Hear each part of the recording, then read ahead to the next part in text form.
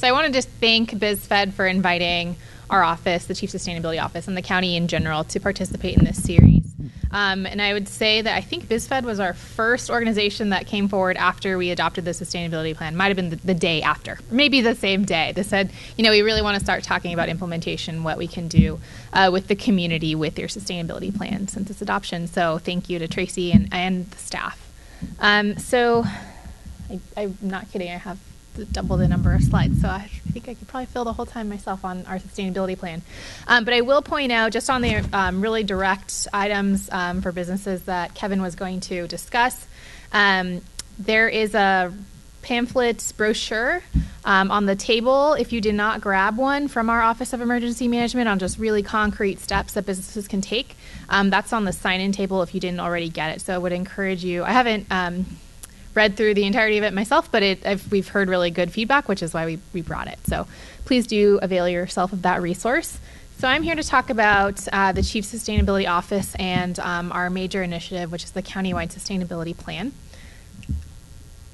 And just what is that exactly? Oh, just clicked it once. Okay. The Sustainability Plan was directed to be put together from our office by the Board of Supervisors at the County of LA. It is an ambitious, comprehensive, long-term regional plan for really the whole LA region. So thinking not just about the county unincorporated areas, but all 88 cities of Los Angeles. And it's a strategic plan.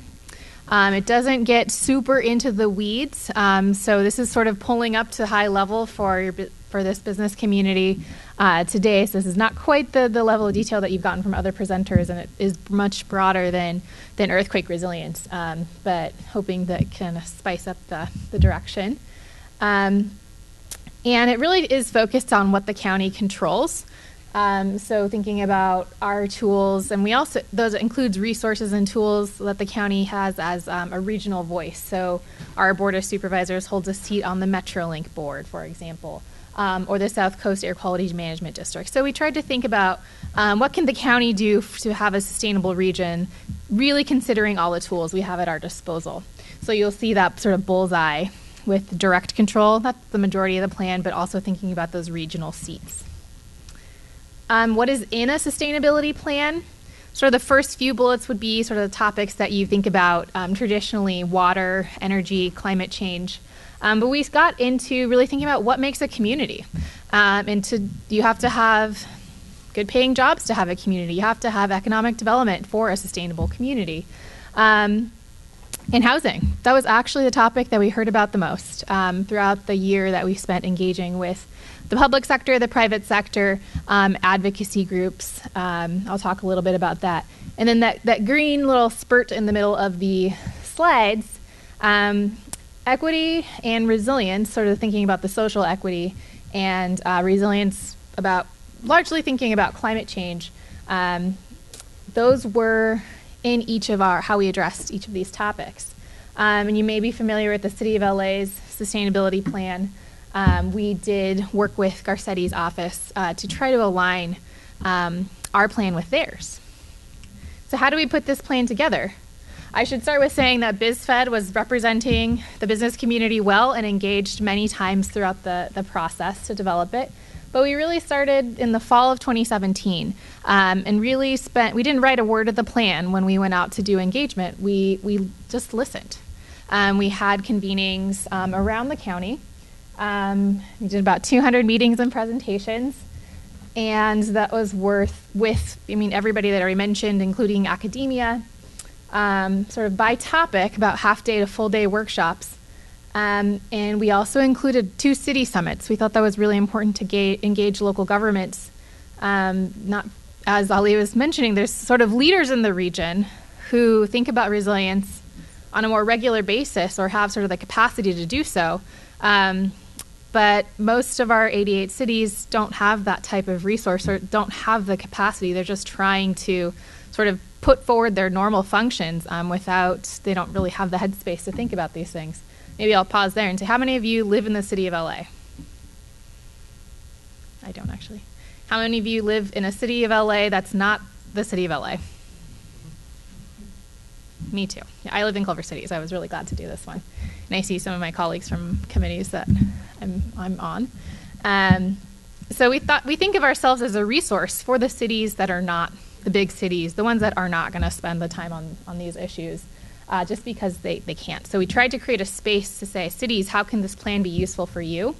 And of course, engage the private sector as well, tribal nations. We really, really wanted to hear from as broad of a swath of folks as possible. That created 6,000 ideas of what should go in a sustainability plan. That's not really a plan, right? 6,000 things that we should do. So we spent a while culling that down into what became the sustainability plan, which is 12 goals, 37 strategies, and 159 actions. So that's the sustainability plan. Just some photos of the kinds of engagement opportunities that we had. And then once we actually had a draft document, did another engagement round and said, we thought we heard you. We put those ideas down on paper. We recognized that we couldn't put every single idea down on paper. What do you think? So we hosted 5 community fairs and expos hosted by community organizations, and tried to make it fun, tried to make it family friendly, and in places where people would want to go, and community spaces that they already recognized. And all that led to the Board of Supervisors adopting this ambitious sustainability plan. We had a really excellent day when the board adopted it. We were so glad to have BizFed there for that day. So it was adopted unanimously just over a month ago. And the board directed us to come back listing our priorities. Even 159 actions is too much to say we're all going to do this first. So we're currently developing a process, and we'll come back to the public. Of course, BizFed will be engaged in that process to say what are the things that we're going to spend money on first. And we'll also align the plan with the county's legislative agenda, and also our priorities for funding. And we committed to doing updates every 5 years. So we'll be continuing this process of defining what a sustainable community is for this region and how we can go about doing it. Just a couple images of the media coverage that we got. So I've been talking about the process. What's actually in the plan? We have goals, strategies, and actions, as I mentioned. So the goals are sort of the end state, big picture. The strategies are somewhat more specific. And then the actions are at the level at which there's a county department who's been assigned to be the lead. And then there's a general time horizon, and it's much more concrete. So there are 12 goals. I won't sort of read all of them, but maybe plucking a couple out that are interesting for this particular audience. A prosperous LA County that provides opportunities for all residents and businesses and supports the transition to a clean economy sectors. Also thinking about, actually, I think another most relevant one is our buildings and infrastructure that support human health and resilience. So sort of actually speaking to, I think, Josh's point about government's job is to protect life, especially the county. We are a health and human services provider. So thinking about what's that big picture for the county, but what does that mean in a sustainability context and sort of our built environment context. And here's our next set of goals. So this is pretty broad plan. Actually, yeah, I did want to skip that one. I'm going to skip this one too. Thinking about our, I'm actually going to move so I can read these ones better because they're pretty numeric.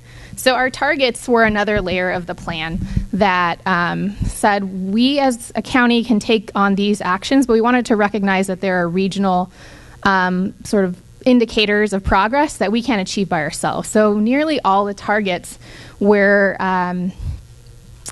regional in scale. So saying we're going to throw this goal out there, we know we can't achieve it. We need the private sector, we need other cities engaged to make these a reality. So we have a strategy about climate resilience and adaptation into our planning, buildings, infrastructure, and community development. I think that strategy is really also relevant for the earthquake conversation.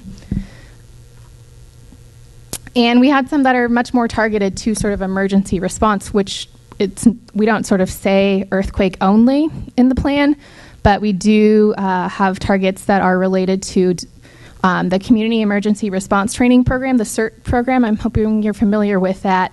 The county orchestrates and executes on those trainings. Thank you for the 5 minute. But we wanted to set targets around how many languages those trainings were offered in, because we thought that that was important, that this most diverse county in Los Angeles, that all parts of our community could be leaders in emergency response. So this would be one that I really hope that businesses can engage in, is thinking about who your customers are or your employees who speak other languages, who would want to be leaders in emergency response. And then our website, Our County LA, is where you can find the actual plan itself. And it's actually pretty interactive. And if you, like, as I sort of previewed, the plan covers a lot. And if you just want to know about what we're doing on resilience, you can go to this part of the plan. There's a little tab and say, I just want to see the resilience actions. Or if you're interested in, you do want to see what we're doing on water, you can click on, I just want to see the water actions. And it'll sort out of the 159 actions, which of them are most relevant to however you want to inquire about it. Another way you can sort our plan is by horizon year. So we have actions that are related to the short term. If you want to see our medium term or long term actions, you can click, I want to see the long term actions. So we tried to make it as useful or sort of as strategic of a document to engage with as you sort of see fit to dive in. We also have it by partners, so we do sort of tag private sector areas. We tried to not put the private sector on the hook because we knew there needed to be more engagement for actions before we said, private sector, this is your job to take care of. Again, we wanted to make the plan actionable for the county. But I do think there are many parts of the plan, and if you see something that you want to engage with, please contact our office, because we are going to be continuing to do public engagement. As we implement the plan, we want it to be an actionable, reasonable plan for our whole community. So our timeline for moving forward was after August, when we got the plan adopted, is to do that priorities development process of, in the next fiscal year, what are we going to take on? And we are very open and willing to have conversation around what should those actions be. So we estimate November, we'll have a draft document out, and we'll want to engage with the business community on if those are the right priorities for us to take on. And the board would like to approve those by the end of February. And then we will have our first annual progress report out in August 2020. And we will continue to have these out every August, reporting on how we've gone in sustainability for the county. And that will also include engaging with the private sector. So that I will just end there on our website. Encourage you to visit it. Encourage you to engage with our office or speak with the BizFed staff. They are very knowledgeable about how our process worked and the issues that we engaged on. We spoke to multiple BizFed committees, I think our Housing and Land Use Committee, one other. I did the Housing and Land Use one, so that's the one I remember. But there's plenty of conversation to be had. I think I might have time for a question. Yes. Wonderful. Any questions? Tracy. No one else, I'll help. A part of the plan you mentioned was the housing element of that, which did surprise some people. And that one of the outcomes is you said that you're going to build 500,000 affordable housing units in a few years, something like 30 years or 25 years, right? And so when, as you know, the pace you're building it like in the hundreds, so to get to 500,000 from hundreds each year is a big lift, but tackling the affordability crisis is important. So in regard to today, also building those buildings, whether they're single-family, duplex, fourplex, multifamily, and so on, what is the seismic resiliency? Are you going to get into building codes or do anything like with that to expedite the expedite the building of those 500,000 housing units? Yeah, so I should clarify. So that's another one that's a regional target. So we're not necessarily saying just in unincorporated. But I think the strategies for doing what you said to expedite the process and to make them more resilient are, if the county can take leadership on that, we want other cities to do that too. And we think there's a particularly good leverage point for that, because our county building office in Public Works, they act as building and safety for, I think we're at 13 or 14 cities. So when the county thinks about building code, it's actually something that affects other cities. We hope in a positive way. And also, yes, we do expect to think about resilience. And also, we know that the heat environment that we're going to be living in is different, right? We're going to experience much more prolonged heat days. So we're trying to think about how can you bring sort of the climate resilience and the earthquake resilience at the same time, which it's hard enough to sort of change the mindset, as Ali knows, to think about what is the long-term investment in this costly investment to make a building. How do we can't afford to not do things intelligently anymore. We have to think about all of these things in an integrated fashion. So we ourselves, the county, won't be doing the 500,000. That's a regional target. But I do think the strategies to get there involve not just us, but other municipalities. And I just wanted to say, Ali and we've been working on now that it's been sort of a long while, so it's really great to see this coming together, the SCAG regional, the broad regional thinking, the county, and Optimum's leadership in this space. So it's really great to be invited to speak at this event. Thank you.